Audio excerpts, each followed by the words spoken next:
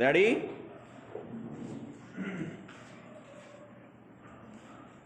Trial dictation start. कै पर यह अभियोग है कि अपने गृह के बीमे का धन अभी प्राप्त करने के लिए उसने उसे जला दिया। विराम।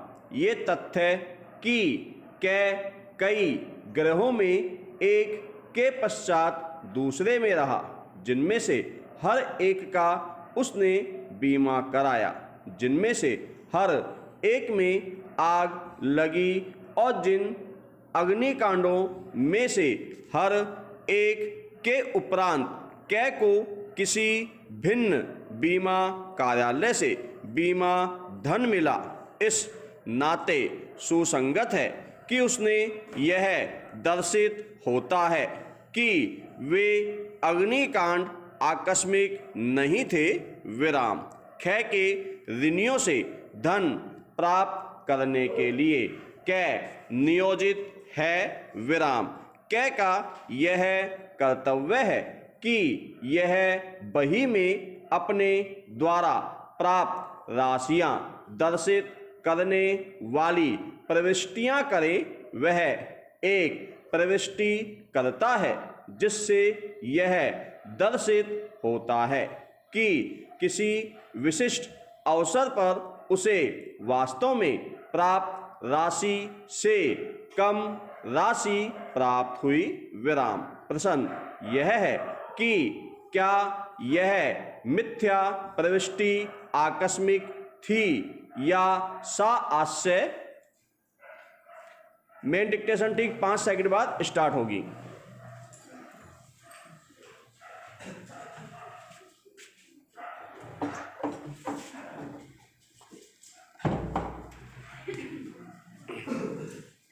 रेडी?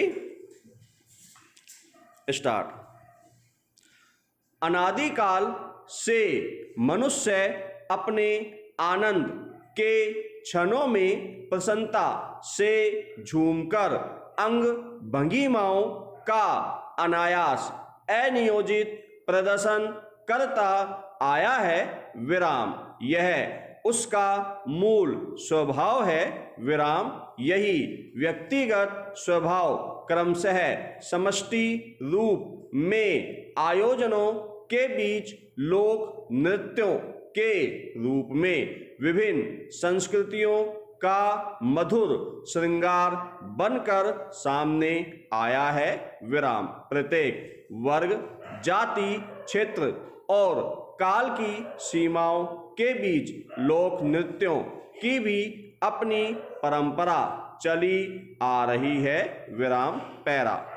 उमंग में भरकर सामूहिक रूप से किए जाने वाले नृत्य किसी नियम से बंधे हुए नहीं होते। विराम। इनमें न तो मुद्राएं निर्धारित होती हैं और न ही अंगों की निश्चित परिचालना रहती है। विराम।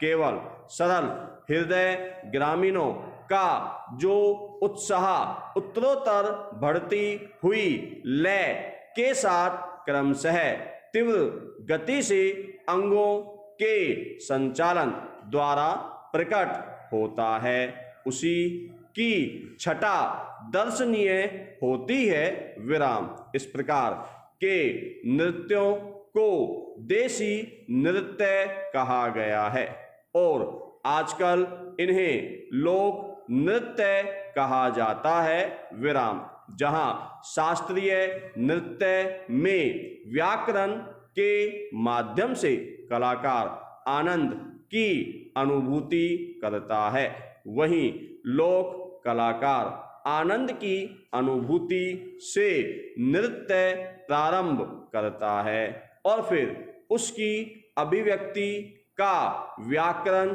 स्वयं बन जाता है। विराम। पैरा। लोक नृत्यों पर देश की भौगोलिक स्थिति, सामाजिक बंधन आदि का प्रभाव पड़ता है। विराम। भारत के पश्चिमी अंचल राजस्थान के प्राकृतिक वातावरण, पहाड़ों, सरिताओं, मरुस्थल, वनखंडों, जंगलों तथा जलवायु का मानव के स्वभाव, चरित्र, कार्य तथा उसके संगीत और नृत्य पर भी प्रभाव पड़ा है। विराम। संघर्ष से जूझना इस धरती का स्वभाव रहा है। विराम। तब भी अपने निजी क्षणों में यहाँ का व्यक्ति उल्लासित हो नृत्य और संगीत की अनोखी छटा प्रस्तुत करता रहा है। विराम। यहाँ के आदमी को प्रकृति ने जितना कठोर परिश्रमी बना दिया है, उतना ही उसे कोमल और संवेदनशील भी बनाया है। विराम। पैरा। राजस्थानी लोक नृत्यों में मानव जीवन का जो चित्रण मिलता है, उसमें संघर्षों का प्रस्तुतिकरण प्राय मिलता है। विराम। इस नृत्य की संगति में प्रयुक्त प्रमुख वाद्य है ढोल, बांकिया और थाली। विराम। वादक वृत्त के बीच में रहते हैं। विराम। गैर नृत्य में कहीं कहीं गीत भी गाए जाते हैं। विराम। ये गीत भक्ति और श्रृंगार रस के होते हैं। विराम। मेवाड़ तथा बाड़मेर के गैर की मूल रचना एक ही प्रकार की है, किंतु नृत्य की चाल तथा मंडल बनाने की प्रक्रिया में कुछ अंतर मिलते हैं। विराम। नृत्य संचालन स्वाभाविक और स्वच्छंद होता है। विराम। राजस्थान के शेखावटी क्षेत्र, सुजानगढ़, चूरू, रामगढ़, लक्ष्मणगढ़, सीकर और उनके आसपास के क्षेत्र में होली के उल्लासपूर्ण त्योहार के दिनों में गीदड़ नृत्य का सामूहिक कार्यक्रम लगभग एक सप्ताह तक चलता है। विराम। गांव के सभी वर्गों के लोग इसमें भाग लेते हैं। विराम। गांव के लोग अपने अपने मोहल्लों में इसके लिए खुले मैदान में मंडप बनाते हैं। विराम। होली के त्योहार पर प्रहलाद की स्थापना के बाद, जिसे यहाँ के लोग स्थानीय भाषा में डांडा रोपना कहते हैं, यह नृत्य प्रारंभ हो जाता है। विराम। ढोल, डफ, चंग गूंजने लगते हैं। विराम।